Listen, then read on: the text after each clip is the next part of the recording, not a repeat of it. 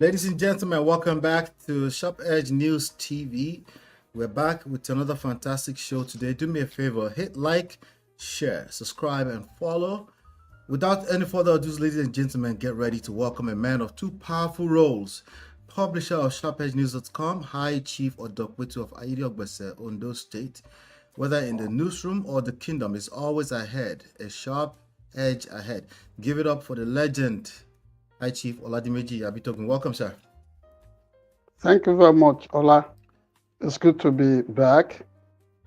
We are live and kicking. And on a very positive note, let me tap into the wisdom of the Yorubas. It's always a lie when they tell you that the machete will die.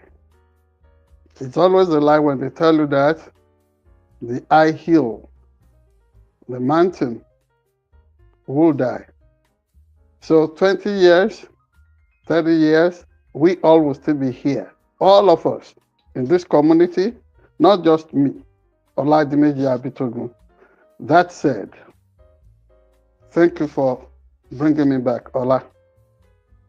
Thank you, sir. Thank you, sir. And special appreciation to everybody allowing us into their devices, the serenity of their homes, wherever they may be watching us from the world. We say good morning, good afternoon, good evening. It's good to be back with you. Absolutely. All right, good. So I'm sure you have some special for us today. Let's jump straight into the weekly SharpEdgeNews.com special report. Well, most definitely. Like I said earlier, it's a lie when they tell you that the machete will die or that well-established mountain will crumble. And because of that, whatever we are going through now, and it's a way for us to also tell you that we see you, we hear you concerning whatever you may be going through in life. It may be in terms of personal challenges, in terms of your health, medical situations, or economic fundamentals. Just understand that things happen. We all go through vicissitudes of life.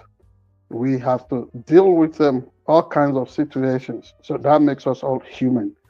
That said, you would understand that there are people that are genuinely concerned.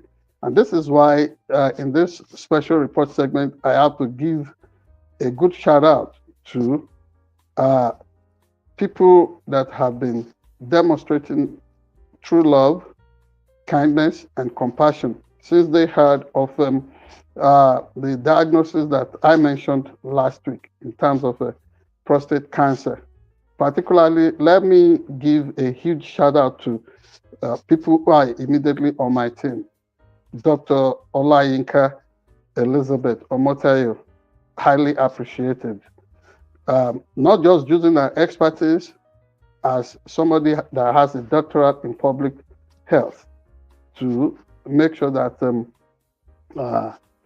things are taken care of around us and making sure that there is no room for depression or loneliness. We appreciate that highly. You, Ola, I need to thank you. I need to thank Dr. Ayodeji Abitogun, who heads our team in Nigeria. Let me give a special thank you to Mr. Alaba Adebisi Taurid Abdurazak. Mr. Alaba Adebisi is from the Adebisi stock of Ibadan. The man, it was forebear, built a 100-bedroom mansion way back in Nigeria that everybody thought, oh, there was no hope for the black race. That's one distinguished family, and it's been part of our team, is our bureau editor in Ibadan. Beyond that, let me thank my former university classmates. Since they heard about it, they sent in words, some montage, good therapy that works, And let me thank especially people like Shivdele Momodu, who I'm told is being considered to coordinate some effort to, some fundraiser, because people are concerned that, oh, how am I paying the bills now, having to be in and out of hospital wards? But beyond that, somebody that is big about this is my first son, Cornelius Oladimeji Abitogun. He was with me during the last procedure, and Ms. Mubolaji Susan Ajibua was also big. She's been part of our team, not just formerly in Nigeria, but also here now. And that said, my special appreciation to the Lagos State Commissioner for Information, Mr. Gbenga Omotosho, who spoke with me earlier today and laid out with me a vision on how to make sure that I go through the entire through the entire process without stress. Pardon my slip of tongue right there. And individuals like an old schoolmate too, Ms. Bola Oguyemi of the Polytechnic, Moshood Kashimawo Olawale Polytechnic, Abiola Polytechnic in Abeokuta. Everybody making sure and shipping in things, because people have gone through stuff in life and they have perspectives to share. But as something that is diametrically opposed to that, I have to caution the Nigerian public. It is true that we can take critical positions and think deeply about the state of the world in which we live in, not just Nigeria, but the United States of America itself. Because, like I said before, things are no longer the way they used to be. Whoever thought that America would be dealing with some form of authoritarian rules, whoever thought that democracy would take a flip in Nigeria and want to be consolidating as a one-party rule. But you don't blame everything on the leaders of this country, because we all run organizations as well. Nigeria is trying to serve assurances to the civilized world that it is not the ultimate place for fraud and corruption. But some people will not let that country be. They will not. They will not let that country be. Some of us grew up listening to good radio talk hosts like Kola Olotu, Akola Wole Alabi. Some of them were even well linked to us, like people like Mr. Sukomi Adebayo, Dan Wahab, Fatai, the late Gbenga Adeboye, Yeroki, so on and so forth. Some of these people, they are good when it comes to pitch or sales speech. They take on specific products and they run to town with it, and people latch onto it because of the beauty of the language with which they make their presentations. Well nuanced in Yoruba, the Yoruba well endowed and rich cultural milieu. But some people are taking it too far. And in this case, I'm calling out somebody that may be out to disgrace Nigeria. But Nigeria cannot be disgraced that way. Nigeria has been through so much in the hands of all kinds of smart Alex. People who think they are smart, but they don't know that they are setting themselves up for all forms of shame and disgrace. And in this case, there is this man in Isheyin known as Ayefele Baba Senegal. I do not know why people should want to constitute themselves to what Yoruba people call Oro. You know, you want to feast on the misfortune of people, especially those in the diaspora, and you think they are so gullible? No, nobody is that stupid. So people going through all kinds of challenges in life, in terms of diseases and afflictions and what have you, somebody will perch somewhere and will think you can just concoct things, even if that your formula is genuine. If that your formula is genuine, you just have to be very, very careful and make sure that you do not make people want to pass out their very breath and life savings in order to afford whatever you think you are selling. The average bottle of herbal therapy, and the United States is so big about vitamins and all these substitutes that you may think of in terms of herbal formulas. They are everywhere in the United States. But on the average, when you have a bottle of such pills, such herbal therapies, maybe they cost average of between $10 to at most $45. But not even knowing that we verify things concerning what kinds of products that are sent to people in the diaspora, things that are shipped outside Nigeria, shipped from Nigeria to help in taking care of the health and medical needs of our people. Because we live in the diaspora, it doesn't mean that we do not have roots, and we still believe in the efficacy of some of the things that are made by our herbal therapists, the medical alternative people. We do not dismiss them, and we do not take for granted their expertise. But in this case, Ayefele Baba Senegal will be offering a bottle of something that is not more than maybe at most 120 pills for 750,000 naira to 1.5 million naira. Excuse me? And you can be sure, other than the bogus name that he carries and the fakery that is pushing, there will be people who do not even have any name or recognition that are producing formulas that are more efficacious than what this man has to offer. Tinubu is doing his best in Nigeria.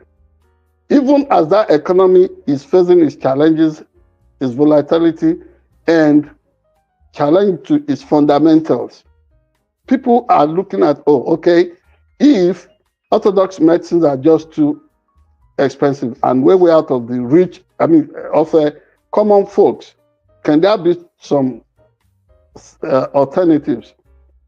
So it now means that people must be really given the maximum penalty for trying to get some good health. This is not too good. And if Ayefele Baba Senegal in Ishenyi is listening, you need a turn of heart. You need a turn of attitude. And to Mr. Kola Olotu, yes, you may be doing so much to promote things that are homegrown in Nigeria, homemade products in Nigeria.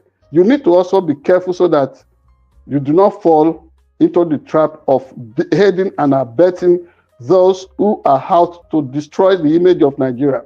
Con men, fraudsters, and I'm reluctant to give you any name. I'm reluctant to tag you because I know you're a good man. But you need to be very careful, sir. Thank you so much. Finally, on our special, you see what is going on, like we have always cautioned.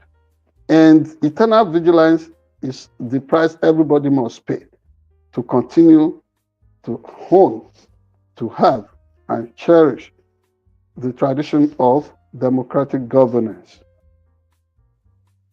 Earlier today in Abuja, Minister of Federal Capital Territory, Wike, was out demanding land rent.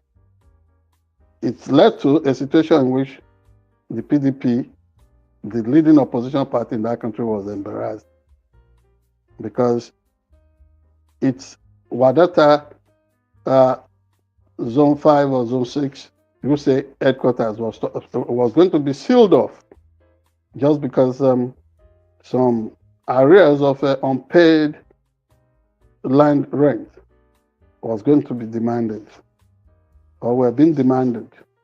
And in the same Abuja too, an explosion that was suspected to have been an improvised device around Nyanya Maraba area is being investigated. Yet everybody is saying the space is sealed, it is okay, Nigeria is doing well and taking charge of its destiny. It's able to push back against insurgency, banditry, and terrorism. We do not totally agree with this kind of position. And when the ruling party, the All Progressives Congress, we are not against that party, but what we are saying is that when you roll out the drums, when that party rolls out the drums, celebrating that, oh, it's done so well in the last 10 years that it's held on to power, or let's say it's done so well in the last 2 years that President Bola Ahmed Tinubu has been calling the shots. It's done so well in some things, but in some things, I'm not so sure it's performed exceptionally well, to the commendation of the majority of Nigerians. I do not want to give specifics at the moment, but I know certain paradigms are shifting in that country. That said, before I close the chapter on our special report, let me specially thank Mr. Kayode Akimade, the former Commissioner for Information and Strategy in Ondo State, for also being there as a big brother and a good friend, not just of our organization, but somebody who personally has always given me all the encouragement. I salute you, and I assure all of you that God willing, we'll still be back here every time for as long as time permits and our health carries us. And that health is not yet failing. So let there be no sad look, no no sober mood concerning us. We all are going to push through this together. We will work through this together. Thank you so much. Good to be back.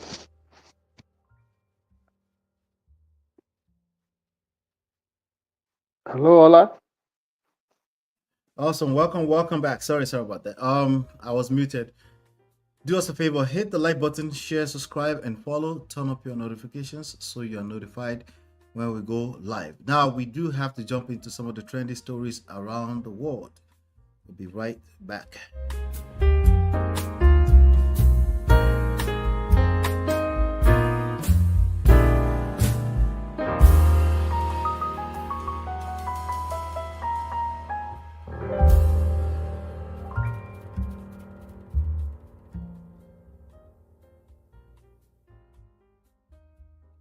All right, welcome back. So we have a quick story with I think you mentioned it briefly there, but I'm gonna get your take on this viral story. Party chaos. Wike exposes Makinde in PDP fallout. You mentioned Wike for something else, but this one is about PDP. And I'm looking at a report on Punch Nigeria News, and it says the Minister of the Federal Capital Territory, Nyesom Wike. Hold on one second. Okay, here we go. Nyesom Wike has pulled out of all reconciliation agreements previously reached within the People's Democratic Party, accusing the key party leaders of betrayal, dishonesty, and serial violations of mutual understandings. In a statement issued on Sunday, Wike traced the roots of the PDP's internal turmoil of the aftermath of the 2023 general elections, lamenting what he described as a steady decline into dishonesty and lack of trust amongst its key stakeholders. And I quote, "Since after the 2023 general election, the PDP has been wantonly swinging from one part of the slippery precipice to another," Wike said, noting that several efforts had been made to arrest the pernicious virus of dishonesty and treachery. Wike, a former governor of Rivers State and a key member of the influential G5 group, blamed Governor Seyi Makinde of Oyo State for sabotaging reconciliation efforts, accusing him of being the architect of our problems. "I made it clear to the governor of Oyo State, Seyi Makinde, that he was the architect of our problems, pointing out to him that non-adherence to agreement reached was the bane of the party and that he was the chief culprit of this anomaly," Wike stated. He disclosed that during a G5 meeting in Lagos, the governors had resolved to bury the hatchet and move forward. This was followed by a broader meeting in Abuja at Senator Bukola Saraki's guest house, involving other top PDP figures, including governors Bala Mohammed, Umaru Finitri, and Makinde alongside Umaru Saraki. Fintiri. Yeah, Finitri. According to Wike, the Abuja meeting yielded a set of clear resolutions, including recognitions of Senator Samuel Anyanwu as National Secretary in line with the Supreme Court judgment, the withdrawal of all court cases relating to the River State by the party's National Legal Advisor, and an end to cases about state of emergency in Rivers. But Wike said the resolutions were quickly and brazenly violated even before the Saraki-led Reconciliation Committee could begin its work. To my chagrin, Seyi Makinde had connived with Peter Mba of Enugu State to orchestrate the summoning of the meeting of so-called Southeast leaders to recommend that if Ude Okoye was not adopted as secretary, they would pull out of the PDP, he alleged. Wike also accused party officials of attempting to sideline Anyanwu by presenting the deputy national secretary as acting national secretary and using a letter from him to call for a national executive committee meeting. Moves Wike said were, and I quote, in complete violation of the agreement reached. He cited an incident on May 24, 2025 in Jos, where a PDP zonal elective congress was aborted because INEC refused to attend. The reason, he said, was because of the letter of invitation was signed by the Deputy National Secretary, not the duly recognized National Secretary. This is undeniably distasteful, provocative, and annoying, to say the least, Wike declared. Did you have enough, sir? This is Punch Nigeria News. Did you have That's enough right. to speak to? Oh, sure. And I'm familiar with the background to the entire Ferrari and face-off. I would set out by saying that we must approach disagreement or alleged disagreement between Wike and Governor Seyi Makinde of Oyo State with some measure of cynicism. I mean, yes, in politics, you will find all kinds of strangers massing together, coming together as if, oh, they have genuine common interest, philosophies, and ideology. But at some point, if those binding issues that is forming the basis for the association of friendship or cooperation is genuine, you will see through. But in this roller coaster journey, each time former Governor Wike, now FCT Minister, would always struggle to present to us the whole, as if the whole thing did not play out before our very eyes. We want to regale us with salacious details of, oh, this is his own version, his own epistle concerning the events that we all are familiar with.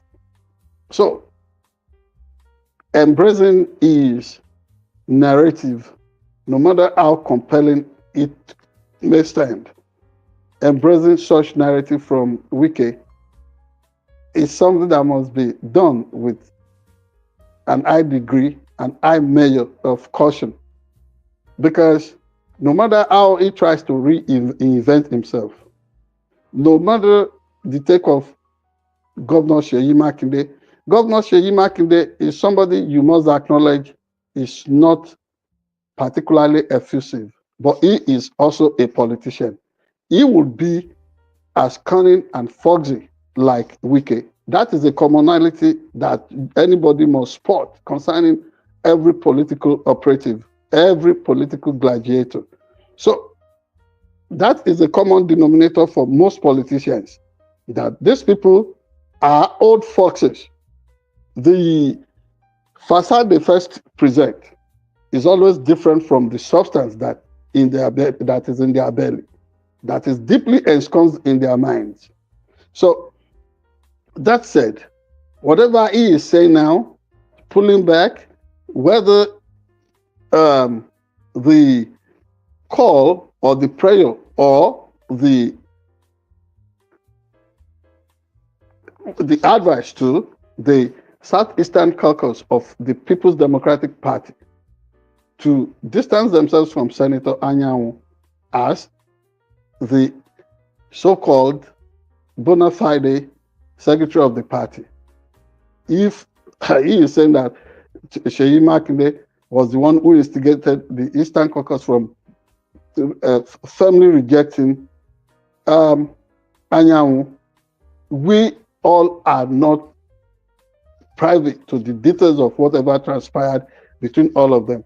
As far as we are concerned, Seyi Makinde, Wike were well-known, prominent arrowheads of the G5 individuals, the 5 governors who did everything to bifurcate the People's Democratic Party and weaken its position going into the 2023 presidential elections. You will concede one fact. For the winning party, APC, that is touting all its might today as having done wonders, gone to where nobody has ever gone concerning Nigerian democracy, won with just a total of 8 million plus votes. The first runner-up on that race, Atiku Abitogun of PDP, garnered about 6.8 million votes. And the third person, or the second runner-up, as the case may be, Mr. Peter Obi, got about 6.2 or thereabout million votes. So it's not as if the gap between all these people was in any way confounding or astonishing like that. I mean, you would see that if PDP had gone into the race, maintaining a united front, with or without the cooperation or alliance of Peter Obi's Labour Party, probably PDP would have won. All those remain in the realm of conjectures now. There was a clear road that ought to have been taken that was not taken. So whether we are tapping into Greek legend or myth, some things were not done. And Icarus, flying too close with its waxed wing to the sun, crashed to the ground. So it never reached its destination. And that is the lesson for PDP, even as it is now. All I'm seeing here is a man who is working for an undisclosed interest. And that undisclosed interest, being the X factor, is it personal anger? Is it a recruit for the yes. I mean, is this is it like a mole? Is it like somebody who is in the pack of a PDP faithfuls to scuttle things, to continue to eternally weaken them so that the ruling party can always have the upper hand? We may not be able to say, but from his antecedents, you never know where he stands on anything, because all those times that he was happening on Southern agenda, that was the something. But when Atiku Abubakar emerged as the flag bearer of People's Democratic Party, from what we later gathered, Wike did everything. He was so desperate to come on that ticket as the running mate. But when he was snubbed and spited, unfortunately, Okowa, the then governor of Delta State, was picked as a promising knight in a shining armor. What has Okowa done ultimately? Okowa too has shown that he is not different from yes and Wike. Ultimately, he came. He came. Almost like Brutus backknifing Julius Caesar. And like I told you, from what Tunde Fagboyegu told me, that joke from his old literature teacher while in high school, said, with the didn't one of Brutus. So Brutus, you two, you are amongst them. Too brutal. So you will be surprised that there are so many prospective undertakers willing to make sure that PDP is destroyed. Starting from a man I really respect a lot, but I disapprove of his kind of politics. Olusegun Obasanjo, who tore his membership card of People's Democratic Party. Since then, and you know this, the spiritual and physical symbolism of what Obasanjo did. He really went for the soul of that party. So if the party is in a free fall, how about Goodluck Jonathan? You never can tell where he belongs. Yet we know he is supposed to be a strong PDP Iroko. I do not know why Nigerians do not like to maintain strong institutions. Even if everybody is going to reject PDP for being a legacy political party in Nigeria, I do not think that it benefits the history of that country to see the party wither up so soon. Let's round this up. But I have a question for you, real quick, sir. Thank you. Maybe Nigerians, maybe they don't. Maybe the credibilities of these guys are intact. Anytime they jump ship or they are inconsistent, maybe their credibility, after all, in the eyes of Nigerians are intact. What do you think about that? It is not true that their credibility is intact. I mean, people talk of religious adultery, and I've told you how our revered political icon, Chifare Fashionati, told me, and condemned situations of political harlotry and prostitution. All that they are doing is nothing other than that. And the delusion is there that, Wike is strong. He deludes himself that he is strong. There may be something good about him, but honestly, I see him as a form of Eshubeleke. Hey, that's you seeing him that way. My question was, if Nigerians see it that way. Most Nigerians probably say people may argue that you have been westernized, you're Americanized.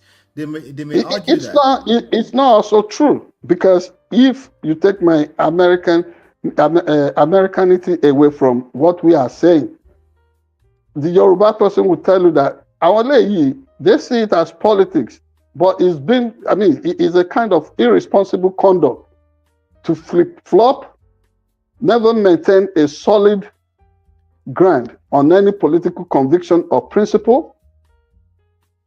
That in itself is alien to the politics of our land. The last time somebody behaved like this, it led to the truncation of Nigeria's first republic. People may be clapping for Wike today. Is this, is that? A willing tool in the hands of those who feel like, Nigeria should be concentrating its efforts on a kind of, you have seen the fixation of people like Gandoje with the idea of a one-party state, saying, Chebi, China did it, it's okay. Is China the best place on the face of the earth? Why is it that the African person cannot maintain his own identity and uniqueness?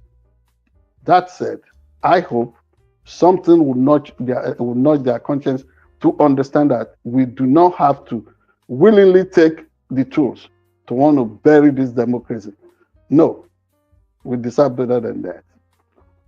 All right, let's leave it in the hands of the audience. Let them ponder on that. Let's know what you think about that. I don't know. My question, I feel like, is broader than that, but let's leave it alone. Hit the like button, share, subscribe. If you think I did not answer your question adequately, let me know. and I will No, address we'll it. come back. We don't finish the stories. We don't finish the stories. So we're running out of time. Good, We good. don't ever finish the story. So let's move on to Mr. Trump. Do me a favor, hit the like button, share, subscribe, and follow. We'll be right back. We have some other trendy stories. We'll be right back.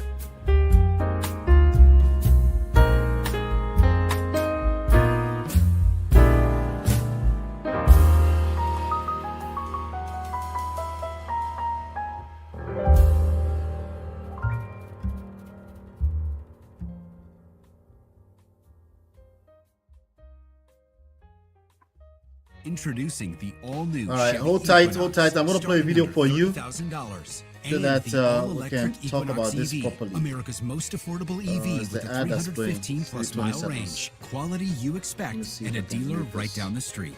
All right, so while that ad is playing, we're talking about Mr. Trump. Trump turns on Putin after Ukraine attack. So I'm going to play a short audio real quick here, and then we'll take it from there. All right, here we go. I'm not happy with what Putin's doing. He's killing a lot of people, and I don't know what the hell happened to Putin. I've known him a long time, always gotten along with him, but he's sending rockets into cities and killing people, and I don't like it at all, okay? We're in the middle of talking, and he's shooting rockets into Kiev and other cities. I don't like it at all. President, what do you want to do about And I'm that? surprised. I'm very surprised. We'll see what we're going to do. What am I going to tell you?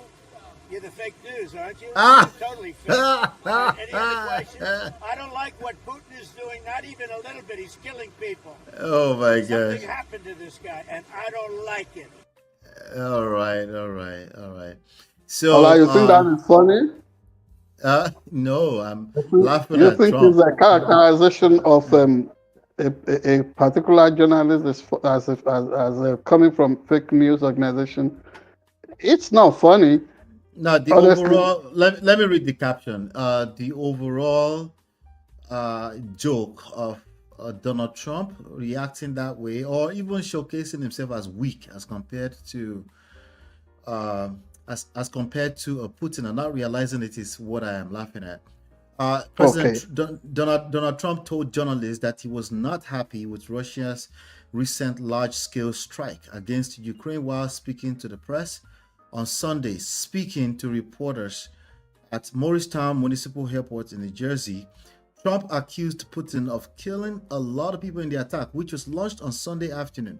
I'm not happy with what Putin is doing. It's the surprise. It's this seeming surprise that Putin is not his friend.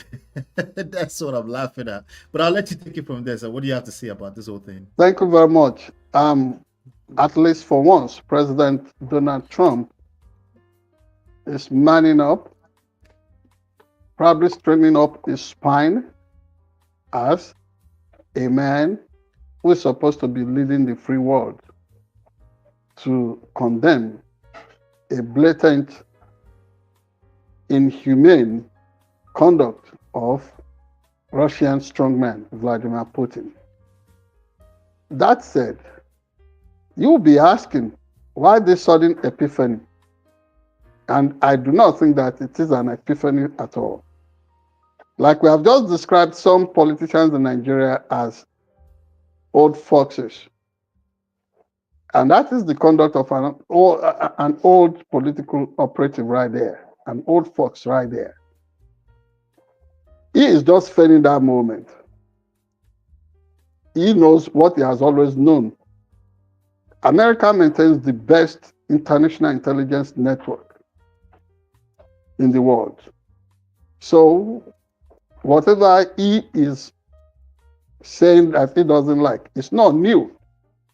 Everybody knows Vladimir Putin of Russia to be a cold killer.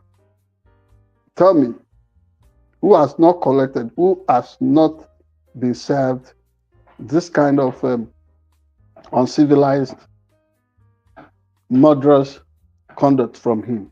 Journalists, opposition politicians, and now millions of hapless Ukrainian citizens. That's been at the end of this. What I suspect, but I do not have the facts, And this is a matter of simple opinion. So nobody should crucify me yet.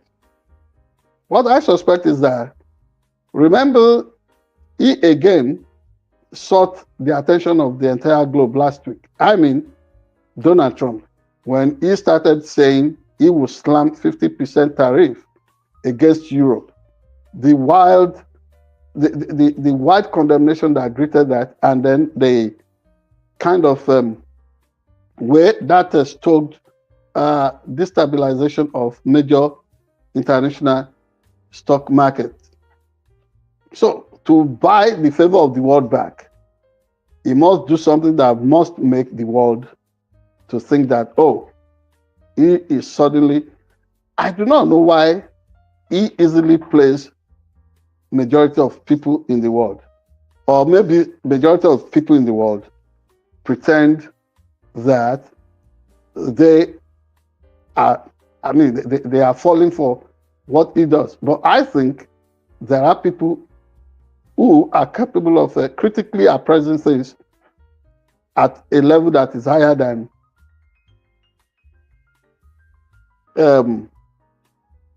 what people like you and I would easily conclude on.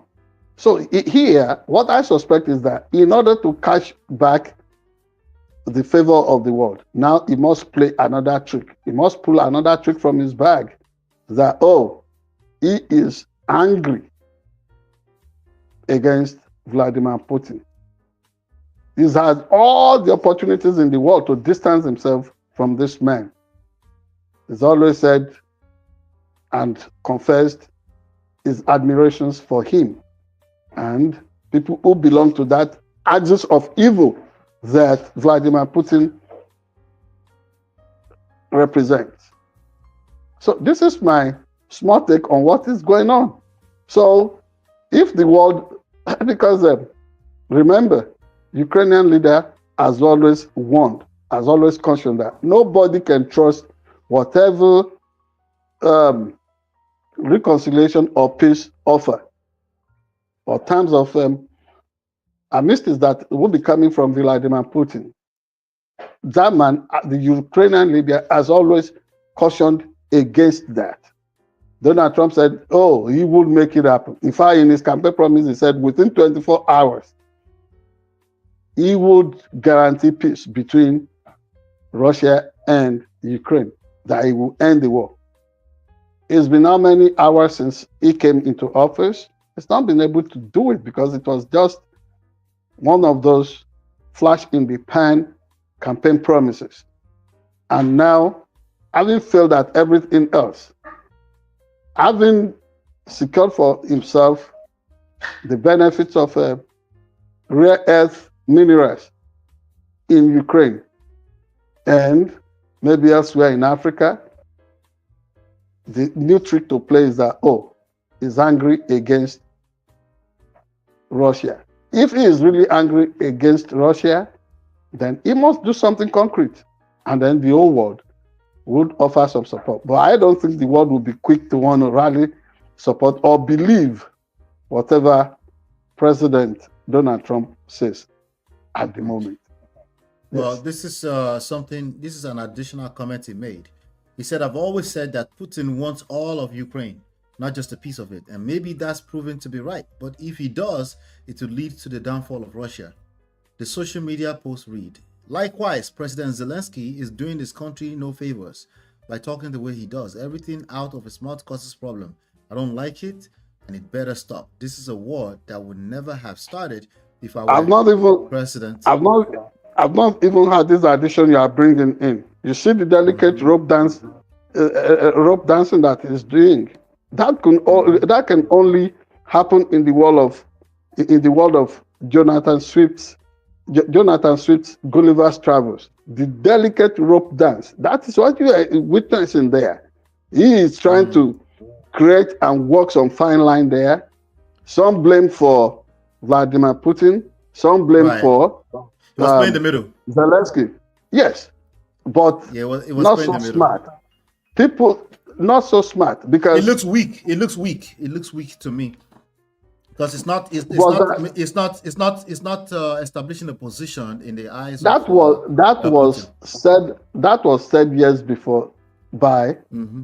the then presidential candidate of the Democratic Party, Mrs. Hillary Clinton, that this man cannot man up, will not be able to look up Vladimir Putin eyeball to eyeball and call his bluff. And that is exactly what he does. He will sound like, oh, he's angry against Russia. He's not angry against anything. But He then he's will going to give blame him, Zelensky in the same breath. that is it. That is it.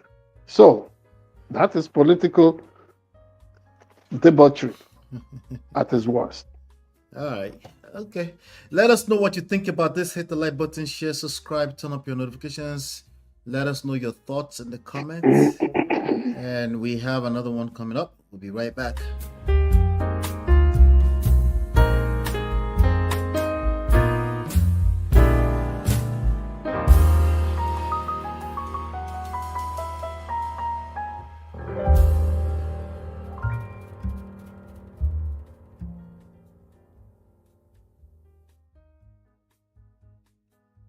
All right, welcome back. So we have this story. Chaos erupts at Atiku Obi meeting. Delegates shut it down. I have a story that we're going to take a look at on the premium news, on the premium times. And it reads, the meeting held in Abuja was disrupted over who should speak for the Jigawa delegation. A political coalition meeting involving former Vice President Atiku Abubakar, former Labour Party presidential candidate Peter Obi, and some other opposition leaders in Abuja was disrupted by some delegates to the parley on Sunday. Punch newspaper reported that the disruption followed. Yes, sir. Ola, could you please give me like a minute? Let me sort something out. Okay, no problem. Would that be okay? Yeah. That's okay. It's okay. Yeah. Please engage our audience. Yeah, thank you. Yep. All right. So we're just gonna we're gonna go through this news real quick. All right. So a political coalition meeting involving former President Atiku Abubakar, former Labour Party presidential candidate Peter Obi, and some other opposition leaders in Abuja was disrupted by some delegates to the parley on Sunday. Punch newspaper reported that the disruption followed a disagreement over who should speak for the Jigawa State delegation at the meeting convened by the National Political Consultative Group North in Abuja Continental Hotel. Disagreement arose when Babacha Lawal, former secretary to the government of the Federation, announced the name of a delegate to speak for the delegation. However, some delegates, let me just make sure that all right, cool. However, some delegates from the state rose in protest against the person Mr. Lawal named, thereby causing tension in the hall, and proceedings were altered. Following the outrage and ensuing tension, security personnel comprising the police and the State Security Service (SSS) formed a protection barrier around Atiku, a former Minister of Transportation, Rotimi Amechi, and others. 1 second. Let's see. Oh, okay, there we go. I knew something was wrong. All right. So, however, after some minutes, normalcy was restored as Mustafa Lamido, son of former Governor Sule Lamido of Jigawa State, and one other person were picked to speak for the delegates from the state. Formation of coalition. In March, Atiku, the PDP presidential candidate in the 2023 election, and other key opposition leaders said they had formed a coalition to unseat President Bola Tinubu in the 2027 presidential poll. And I quote, "Yes, this is the birth of the coalition of opposition ahead of 2027, the former vice president told journalists. Other prominent coalition members are Mr. Amechi and former Governor Nasser El-Rufai of Kaduna State. However, since the formation of the coalition, Atiku has received opposition from the party's governors and federal lawmakers.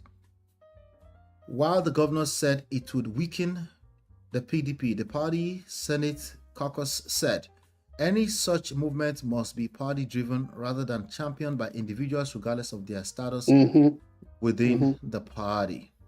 However, one second. However, the former vice president insisted that coalition was the only way to defeat the APC. The choice of ADC. Recently, there were reports that Mr. Atiku and Obi had agreed to adopt the African Democratic Congress, ADC, as the primary coalition party to challenge President Tinubu. The coalition, however, denied the report. The public should disregard the story as it is completely false. No such decision has been taken. Coalition spokesperson Saliu Lukman said. Now, in some other news, maybe we can call it related, we've seen the likes of Davido, chief priest, Cubana, and many, people from the entertainment industry visited Tinubu in his office.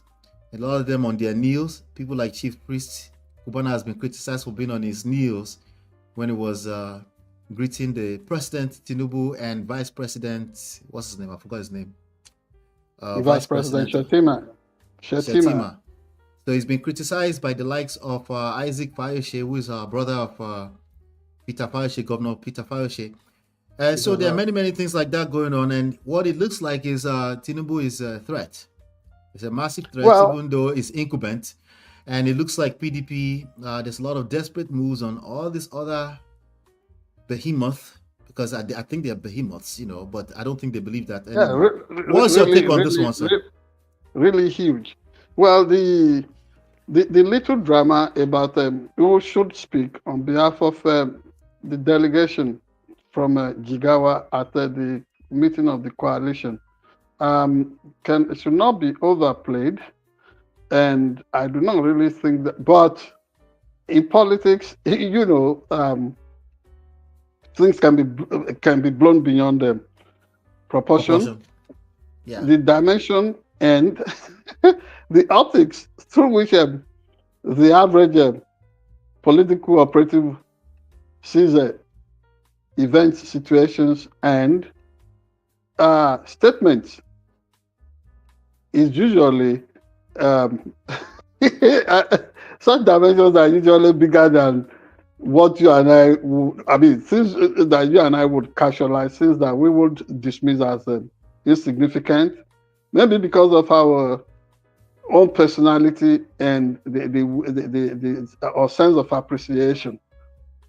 It's never like that with the average politician.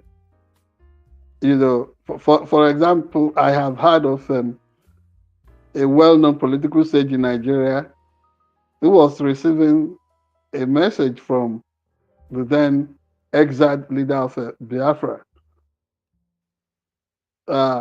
Chukwuemeka Odumegwu Ojukwu.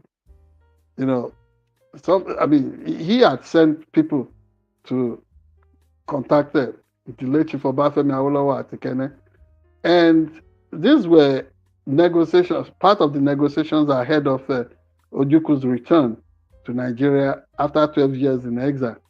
And when Obafemi Awolowo would send the late Dr. Tasholari back to the other two guys that were sent by Ojukwu, Obafemi Awolowo reportedly said that I don't have an attitude yet. I don't have an attitude. Yes. Ojukwu, who had so much admiration for him, years later, after he returned to Nigeria, and instead of joining, considering other political parties, in his judgment, he was, the entire thing was facilitated by the National Party of Nigeria, NPN, the ruling party of Shehu Shagari. So when Obafemi Awolowo was now making overtures to him to come and join UPN, Ojukwu also said, I have no attitude yet. But yet he was inside the LPS. You see the way these things play amongst leaders and politicians. So whatever the symbolism was, whatever was the thing that really drew the eye of the other delegates from Jigawa at that forum, which held at Abuja's Hilton, we may not know. We may not be able to say at this point. But I think there are the stakes in the race ahead may be higher than what you and I, as observers, whether we are competent or not, whatever we may think of those stakes may be higher than what you and I or the average Nigeria is considering at this moment. That said, in the last term, in the first 2 years of the administration of Mr. Bola Ahmed Tinubu as the president of Nigeria, with due respect, I've seen so much politics and not so much in terms of governance. So much politics, very little governance. Yes, firsthand, our reporters tell us, oh, things are happening around Abuja in terms of infrastructural transformation. But behind the shadow behind that is never stated is the way in which the ruling party carries on. Using somebody like Wike, for example, to create opposition. It's almost like the equivalent of what used to be known in America as the scandal through which the then ruling party of President Richard Nixon to boggle the headquarters of the Democratic Party. And I have read that Nigerians have always wanted, their own gate. Probably this is the equivalent of it. Pull down Wadata House, embarrass people, intimidate, all kinds of stuff. But the EFCC and all kinds of anti-graft agencies in Nigeria are denying that they are not being used to hunt or hand opposition figures, politicians, or political organizations in Nigeria. I think time will tell. But I think, yes, I think from some of the events that we have witnessed, for example, advancing loans to university students, the only thing we can suggest about that is that the net, the catchment should be expanded beyond the privilege of people going to government universities. How about those students who attend private universities? In America here, the fact that Harvard is a private university does not preclude the fact that students there can apply for students loans. Everybody should be qualified. That is the measure of equality before the law that the Nigerian Constitution talks about. You give to some people and then you don't give to others. So is it a nation for, is it just a country for people in the public universities? Mm-hmm. How about the students who are in private universities? See, I do not understand the way Nigerian lawmakers marshal their arguments. I do not understand the way Nigerian law courts uphold the impartiality of the laws of the land. But this is my little take on it. There are other things I understand that Tinubu must have done well, but weaponizing and instigating divisions within political parties falls.